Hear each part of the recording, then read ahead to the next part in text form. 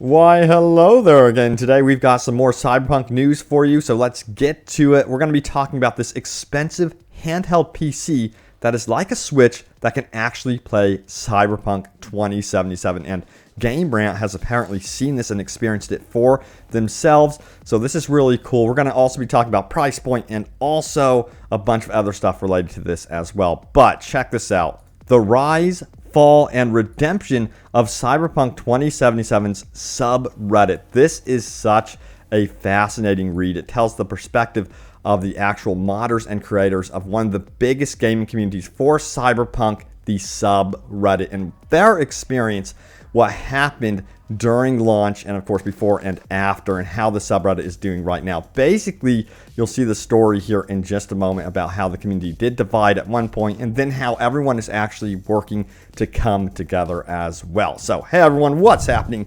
Open World Games here. Hope you're doing good, and let's do this. Let's dive into the latest happenings about all things Cyberpunk. All right, starting with the expensive handheld PC that's like a Switch. This thing actually looks really, really cool, as you can see right here. It says, one of the biggest selling points of gaming PCs over their console counterparts is versatility. While consoles can function as an all-around media station, gaming PCs can also be workstations or modified into something entirely different. That modification comes in all shapes and sizes, even down to the size of the Nintendo Switch in the case of the Aya Neo, a portable gaming PC capable of running Cyberpunk 2077. Let me know, is this something that you would actually consider getting, being able to go on the go and play Cyberpunk 2077 anywhere, anytime? Sound off. Now, let's continue the article. It says, while Cyberpunk 2077 has had more than its fair share of technical problems, the game is graphically impressive when running on PCs.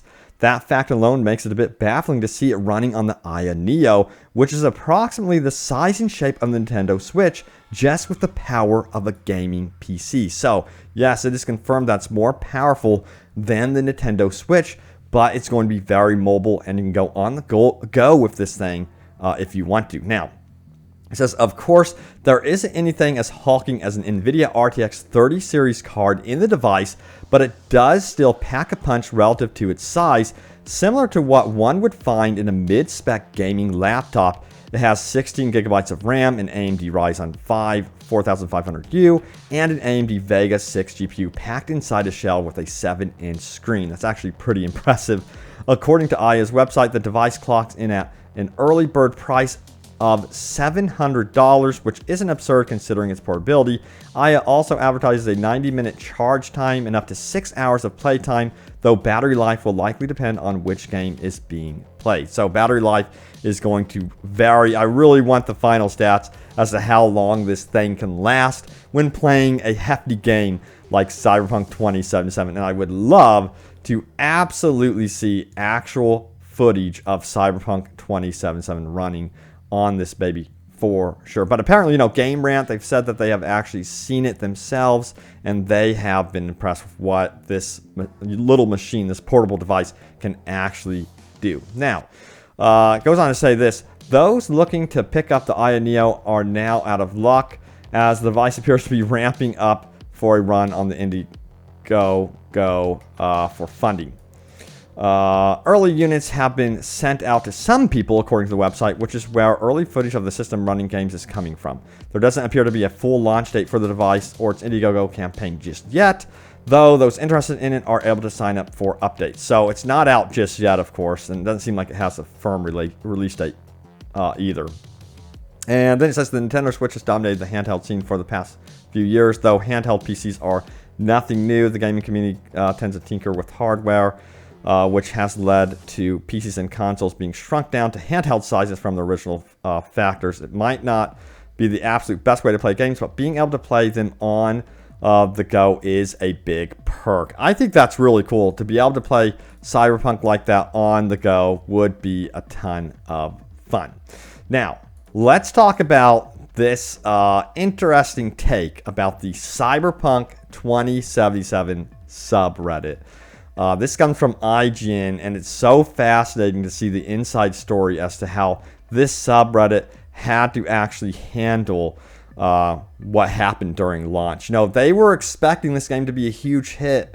And let's dive into the story right now. It says right here, you know the story. Cyberpunk 2077 launched to an ovation of positive reviews for PC version with caveats.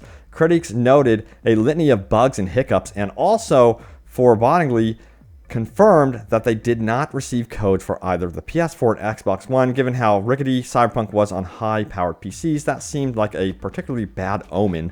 The base consoles are significantly less powerful than what's possible on a modern desktop, so how would they hold up under Night City's glowing skylines? It says, not well, as it turned out. At the stroke of midnight on December 10th, 2020, Twitter slowly began bellowing with damning evidence of Cyberpunk's cut corners and technical shortcomings. We already know all about this right here. Now, let's get on to the subreddit right here. It says, once a place saturated with buoyant, carefree cyberpunk hype, the discourse now flared with increasingly dire accusations towards the publisher. This game is unfinished and a total disaster, wrote one user who earned 34,000 upvotes. Can't believe I'm saying this, but the game needs another year of development time, chimed in another 33,000 more. I remember that specific thread right here. My heart like sank when I saw these posts coming in. I was like, no, it's not happening again. All right, let's keep going. It says, it's hard to overemphasize just how quickly the tone of the forum shifted. Let's see, how do you say this one? Celium Dewitt says the user who posted that aforementioned unfinished and a total disaster thread tells me that for the first part, the Cyberpunk community spent its time in pre-release cycle lusting over the scintillating map of Night City or generating their own adoring Johnny Silverhand memes. Nobody saw the coming revolt. I guess people were mostly excited and were trusting CD Projekt Red, says Celium DeWitt. I know that the gaming community can be overly excited about things and weirdly toxic, so I tried to keep my expectations in check, but I was still waiting for something really good. Once Celium DeWitt saw how poorly his copy of Cyberpunk ran on base consoles, he decided to cut bait and delete the game from his hard drive. Next year, he might give it another shot after a few more of the glitches are ironed out. So it seems like he's going to be willing to wait it out, see what happens with Cyberpunk 2077. But, he's going to wait a while until this game is actually in better shape. As are a lot of people. They're just going to keep it, purchased. It seems like a lot of people aren't going to be refunding it, and they're going to try it out down the road. Now, it says, this isn't particularly a novel saga. Countless other games have found the same fate throughout history. Think No Man's Sky or Fallout 76. Or for the real old heads out there, I have no idea what this is. Dakana? Cool name. It says, but something about this debacle was more fraught than usual. If a family member otherwise unplugged from the gaming news cycle mentioned it to you, that's because it made mainstream news. This hype for this particular Cyberpunk escaped the orbit of gaming itself. That is so true. It made it news everywhere. The dust has settled a bit since those chaotic days. The Cyberpunk drama has ceded the spotlight far more pressing concerns in the world. That's true. We're not going to get into what that means. It says, and I was curious to regroup with some of the people who lived through every twist and turn in the narrative. It always seems like something is going on in the world, doesn't it? Let's hope 2021 is better. That's what I'm saying. It says, I reached out to the moderators of Cyberpunk, the people responsible for keeping the discussion civil, even when the community is on the brink of mutiny. I spoke to a user who goes by Danny, who forwarded my questions along with the rest of the mod panel. Danny edited their answers together in order to offer a holistic voice of their experiences. According to them, the team brought on 5 additional members in the weeks before Cyberpunk's release, as a total of number of subscribers swelled from 500,000 to 800,000. I remember watching the growth of the subreddit. I was just absolutely blown away. Now, it says this. We expected a lot of malicious users posting spoilers intentionally, but we realized a few weeks after launch that would become the least of our worries, says Danny, later adding. We expected a forest fire and we got a meteor strike. So it was a lot worse than they, were anticipating. Now, it says, initially, says Danny, as the reviews hit the internet and it became clear that Cyberpunk was hamstrung by some vintage Skyrim-style open-world jank, a number of users put their faith in the promise of the day one patch, a classic bit of game dev chicanery aimed to squash a few lingering bugs that the studio couldn't attend to before the disc hit production. I remember thinking, yeah, maybe they could pull that off. But I also had in the back of my mind, honestly, I was like, this is not a good situation. It seems like they're going to be getting themselves into some trouble with the PS4 and Xbox One version of the game. The day one patch really did not do much. Now, this is where it gets really interesting. It goes on to say the following. When CD Projekt Red blocked the release of gameplay footage, we had assumed that was to prevent spoilers. We were strict on that, classifying any footage outside of CD Projekt released as leaks and were removed, adds Danny. Of course, Bedlam broke loose as soon as the game made it into the wild. Toxic traffic absolutely drowned out any form of discussion, and those that posted anything positive were shunned. It was an act of balance for us. If we delete the criticisms, we would be considered CDPR corporate rats, but if we allowed the criticisms, we were allowing the subreddit to turn into a cesspool of hate and toxicity. This is such a balance. It's so true, you know, with any type of community, you really have to balance it for sure with any type of coverage. So I get where they're coming from with this one. It says, as a team, we decided to go with the latter as long as the post wasn't just, I hate this game, CDPR sucks, low effort kind. We just wanted to make sure the criticisms were constructive and removed any harassing messages. Of course, you want to keep good criticism alive and well. That's kind of what I've been about, you know, when covering Cyberpunk 2077. If there's any critique, I try to offer my own advice as well as your advice through your comments in the comment section. I think that's so important when critiquing anything, and not just, you know, bash it and not offer any sort of problem solving. All right, let's continue. I find this article so fascinating. It says, when the team thinks back to those wild weeks now, their memory drifts to a litany of topics and controversies that occupy the top half of the forum. The complaints range from hyper-specific, my hairstyle changes when I put on my hat, to almost existential in scope, some doubting the integrity of CD Projekt Red and mourning the unconsummated near decade that many players have been waiting for this game. 8 years of hype ended in 2 days for me, wrote one user in the immediate aftermath of release. My girlfriend gifted this game to me, constantly getting hyped over the trailers and whatnot, but now I really feel sad that I just can't enjoy this game as I should have. This was supposed to be the next big thing. I'm sure I'll come back to it after the update and more, but first impressions matter, and I'm really disappointed in CDPR. Now it says, however, the volume of grievances were so high they drowned out any discussion of what the game did right, which was still plenty. A lot of user base were getting tired of the lack of discussion, and at one point a user asked us to disallow any form of criticism, says Danny. We eventually decided to allow media posts back to let the users vent their frustrations in meme form. It worked as best as it could, I suppose. It got worse again when Sony announced that they were allowing full refunds, and worse still when they pulled the game from the store. The patches did little to alleviate the stress of the users, and the sub got busier as the holidays rolled in. Yeah, it just kills me that this happened, you know, near Christmas. A bunch of people playing Cyberpunk near Christmas, getting it as a gift, and then they have to deal with all of these problems. Yeah, it's kind of like reliving this, listening to this. Now, this is where it gets fascinating, how the community kind of splits and divides on purpose to basically form a community that's mostly positive versus negative. Same thing happened with Fallout 76. I remember it. Now, it says here, in fact, some users who were enjoying Cyberpunk despite some of its hitches eventually burnt out on the constant negativity. A group of them started an alternate subreddit entitled Low Sodium Cyberpunk, which is described as a fun and lighthearted place to discuss the game, an alternative to the all-devouring negativity in its primary form. The constant complaining drove me away, says a user who goes by Bethy, who's one of those refugees. People were outright hateful towards the developers. It got pretty ugly in there. Bethy notes that they played on PC and found minimal bugs during their time with the game, and points to the PS3 versions of Red Dead Redemption and Grand Theft Auto 5. Is that 4? 4, excuse me, both of which have their share of bugs and frame rate swoons upon release as precedent for Cyberpunk's shaky performance on base consoles. People have short-term memories. A lot of people think also that this will be an eventual Skyrim that is going to make a comeback in that way. Let me know if you feel like that is going to be the case. But yeah, it shows how the community kind of split, into two. One really focused on enjoying the game, having fun. They don't care about all the controversies. They want to talk about the secrets and, you know, the beauty of Night City. And they're just waiting for, of course, the game to get better as time passes.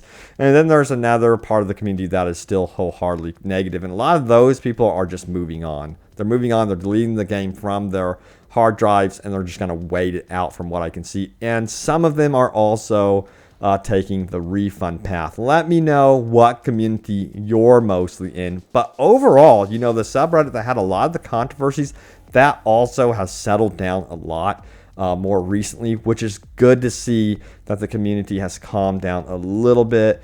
And yeah, hopefully CD Projekt Red can get this together and fix the game. So here we go again. You know what I mean?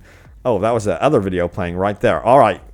That's a sign to go on to the top comments. Let's do this. Are you guys ready for some top comments? Remember, leave a comment down below. It could end up in a future video. So, this was the previous video that I did right here. It was about a quick patch 1.1 update. Jackie prequel DLC begins to trend, and that Kobe Cat video that went completely viral on YouTube. It was like number 30 trending on YouTube or something like that. So let's talk about it. So Nathan says this: Jackie Wells is one of the most tragically underused, high potential characters of all time. I swear to God, it was borderline criminal to design such a seemingly well written and incredibly voiced character and then kill him off after mere minutes of gameplay with him, while simultaneously expecting you to care and treat it as a major story beat. It was so strange to me, you know? He was in so many trailers and highlighted in so much of the gameplay before release. I thought honestly he was going to be around for at least like half the game, and then they killed him off, like you said, so quickly. And I think it's a bummer that they did that. They should have recognized they had a really good character. But I don't know. There's so many theories out there. When Keanu Reeves was introduced, they really started focusing on his character more than anything with this game. So I think that might have been something to do with it, perhaps. Let's keep going here. Neo's Danger says they should have gave us prequel missions with Jackie in the first place. Adam says it would have been nice to have Jackie as a companion for the whole story. Yeah, they should have made it more of a buddy story. I think it would have been really entertaining. But again, I think Keanu Reeves really, his character influenced how they handled Jackie. That's my opinion. Joe Fortier says, we need to see the trauma team. We need to see Jackie. We need responsive AI. Seriously, the world just doesn't feel alive. NPCs hurt this game just as much as the physics engine. Yeah, I hear you. Domcha says this: ladies and gentlemen, Jackie Wells, I would love to see more of him.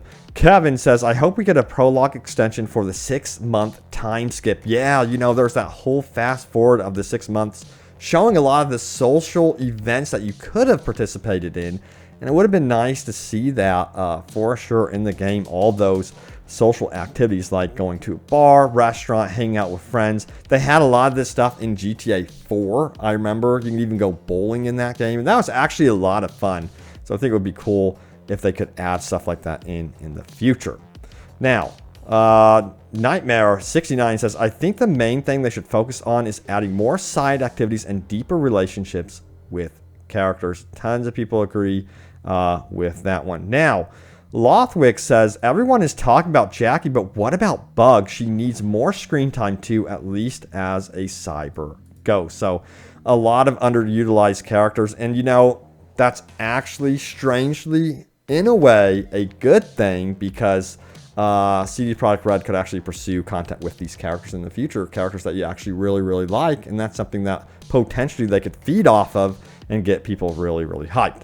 But thank you all so much for watching. Stay tuned for more Cyberpunk updates and news. And of course, I'm going to be covering some other open world games in the future once we start getting into spring 2021. I expect the news to ramp up a lot more about open world games. Hopefully we hear a lot more about one game in particular that I'm really hyped for is Far Cry 6. I'm serious. Like, I absolutely loved Far Cry 5. It was one of my favorite games when it released. But thank you all so much for watching, and I will see you all next time. Take care.